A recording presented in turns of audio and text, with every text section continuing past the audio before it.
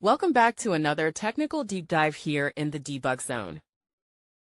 Today, we're tackling a big question and breaking it down with insights from other users. Hopefully, this clears up some misconceptions and helps you get the answer you need. So, buckle up, stay a little curious, and let's jump right in.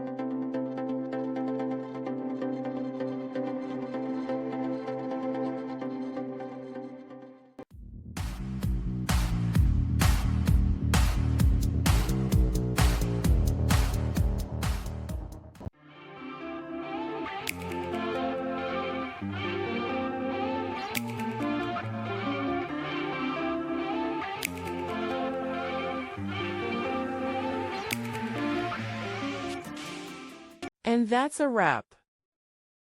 I hope you found the answer you were looking for. If you did, take a second to hit that subscribe button. It really helps out. And let me know in the comments which solution worked best for you. See you next time in the debug zone.